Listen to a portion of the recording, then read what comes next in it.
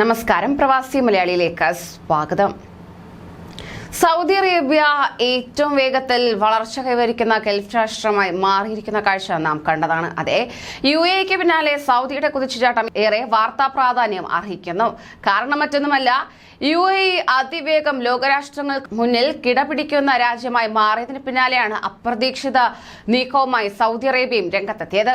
പലവിധത്തിലുള്ള മാറ്റങ്ങളാണ് Saudi Arabia ഇതിനോടകം തന്നെ കൈവരിക്കുന്നത്. എന്നാൽ 2023 അതിനിർണായകമായ വർഷമാകുന്നു. ഇതിൽ ഏറ്റവും പ്രധാനപ്പെട്ട വാർത്ത എന്ന് പറയുന്നത് ഏറ്റവും വേഗത്തിൽ വളർന്ന സാമ്പത്തിക ശക്തി എന്ന പട്ടം 2023 ഇന്ത്യക്ക് നഷ്ടമായേക്കുമെന്ന വിലയിരുത്തലാണ് പുറത്തുവരുന്നത്. മാർച്ചിൽ അവസാനിക്കുന്ന സാമ്പത്തിക വർഷം മൊത്ത ആഭ്യന്തര ഉൽപാദനം 7% വളരുമെന്നാണ് സ്റ്റാറ്റിസ്റ്റിക്സ് മന്ത്രാലയം വെള്ളിയാഴ്ച പുറത്തിറക്കിയ ആദ്യ ഔദ്യോഗിക കണക്ക് വ്യക്തമാക്കിയിരിക്കുന്നത്. കഴിഞ്ഞ സാമ്പത്തിക വർഷം 8.7% ആയിരുന്നു വളർച്ച രേഖപ്പെടുത്തിയിരുന്നത്. നിർമ്മിതോൽപ്പന്ന മേഖലയിലുണ്ടായ തകർച്ചയാണ് ഇക്കൊല്ലം ഇന്ത്യക്ക് തിരിച്ചടിയായി മാറിയിരിക്കുന്നത്. നടപ്പു വർഷം നിർമ്മിതോൽപ്പന്ന മേഖല 1.6% ചുരുങ്ങും. അതേസമയം GDP വളർച്ച 6.8% ചുരുങ്ങുമെന്നാണ് റിസർവ് ബാങ്ക് നിഗമനം.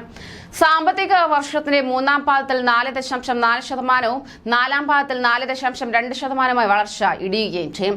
ഇന്ത്യയുടെ വളർച്ച 6.8% ആയിരിക്കുമെന്നാണ് IMFന്റെയും നിഗമനം. എന്നാൽ മറുവശത്ത് സൗദി അറേബ്യ വലിയ രീതിയിലുള്ള മുന്നേറ്റം നടത്തും. ഊർജ്ജ വിലയിലുണ്ടായ വർധനവിലൂടെ സൗദി അറേബ്യ പ്രതീക്ഷിക്കുന്നത് 7.6% വളർച്ചയാണ്. ഇവർക്ക് പിന്നിൽ രണ്ടാമതായിരിക്കും ഇന്ത്യയുടെ സ്ഥാനമെന്നാണ് സൂചന. ഫെബ്രുവരി 1 വരാനിരിക്കുന്ന കേന്ദ്ര ബജറ്റ് 2024 തെരഞ്ഞെടുപ്പിന് മുമ്പുള്ള പ്രധാനമന്ത്രി നരേന്ദ്രമോദി സർക്കാരിന്റെ അവസാനം മുഴുവൻ വർഷത്തെ ബജറ്റായിരിക്കും കാണുവാൻ കഴിയുക. ഇങ്ങനെ നിയമസഭാ തെരഞ്ഞെടുപ്പുകൾ കൂടി നടക്കുന്നത് കണക്കിലെടുത്ത ജനപ്രിയ ബജറ്റായിരിക്കും കേന്ദ്ര സർക്കാർ നിങ്ങൾക്ക് മുന്നിൽ വയ്ക്കുക. അതുകൊണ്ട് തന്നെ ബജറ്റിൽ ചെലവ് കൂടുതൽ പ്രതീക്ഷിക്കാം. മിക്സഡ് ഗാർഹിക ഉപഭോഗം, ദുർബലമായ കയറ്റുമതിയിൽ നിന്നുള്ള നഷ്ടം നികത്താൻ സാധിക്കുമെന്നാണ് ന്യൂഡൽഹിയിലെ ICRA ലിമിറ്റഡിലെ സാമ്പത്തിക വിദഗ്ധരായ അതിഥി നായർ വ്യക്തമാക്കിയിരിക്കുന്നത്. ഏഷ്യയിലെ മൂന്നാമത്തെ ഏറ്റവും വലിയ സമ്പദ് വ്യവസ്ഥയെ വീണ്ടെടുക്കാൻ പ്രേരിപ്പിക്കുന്ന ഡിമാൻഡ് നടപ്പു സാമ്പത്തിക വർഷത്തിൽ ഇന്ത്യക്ക് നല്ല തുടക്കമായിരിക്കും ലഭിച്ചത്.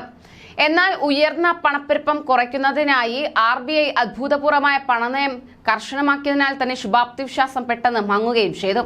പല വികസിത സമ്പദ് വ്യവസ്ഥകളെയും മാന്ദ്യത്തിലേക്ക് തള്ളിവിടുകയും മറ്റുള്ളവരുടെ വളർച്ചയെ മയപ്പെടുത്തുകയും ചെയ്തതോടെ ഇന്ത്യ മങ്ങലേറ്റു. ഈ സാമ്പത്തിക വർഷം ഇതുവരെ അതിന്റെ ബെഞ്ച് മാർക്ക് നിരക്ക് 225 ബേസിസ് പോയിന്റ് ഉയർത്തിയ റിസർവ് ബാങ്ക് ഇതുവരെ കർശനമാക്കൽ പൂർത്തിയാക്കിയിട്ടുമില്ല. പ്രധാന പണപ്പെരുപ്പം സ്റ്റിക്കി ആയി തുടരുന്നതിനാൽ തന്നെ ഫെബ്രുവരി 8 നടക്കുന്ന അടുത്ത നയാവലോകനത്തിൽ RBI റിപ്പോ നിരക്ക് വീണ്ടും ഉയർത്തുമെന്നാണ് സാമ്പത്തിക വിദഗ്ധർ വിലയിരുത്തുന്നത്. നികുതി, സബ്സിഡി, ട്രാൻസ്ഫർ പേയ്മെന്റുകൾ ഇല്ലാതാക്കുന്ന മൊത്ത മൂല്യവർദ്ധിത വളർച്ച 6.7% എത്തുമ്പോൾ തന്നെ മാനുഫാക്ചറിംഗ് ഉൽപാദനം 1.6%, ഖനന മേഖല 2.4%, കാർഷിക മേഖലയിൽ 3.5% നേട്ടമുണ്ടാക്കുമെന്നും പ്രതീക്ഷിക്കുകയാണ്. നിക്ഷേപത്തിന്റെ പ്രോക്സിയായ മൊത്ത സ്ഥിര മൂലധന രൂപീകരണം 11.53% വർദ്ധിക്കുമെന്ന് പ്രവചിക്കപ്പെടുകയാണ്. അതേസമയം സർക്കാർ ചില 3.11% ഉയർന്നെന്ന് പ്രതീക്ഷിക്കുന്നു. ഇത്തരത്തിലുള്ള തിരിച്ചടികളാണ് ഇന്ത്യ ഇനി നേരിടാൻ പോകുന്നത്. ആയതിനാൽ തന്നെ ഇന്ത്യക്ക് 2023 പ്രധാന പദവി നഷ്ടപ്പെടും. ഇത് ഏറ്റെടുക്കാൻ സൗദി തയ്യാറായി നിൽക്കുന്ന കാഴ്ചയാണ് കാണുവാൻ സാധിക്കുന്നത്.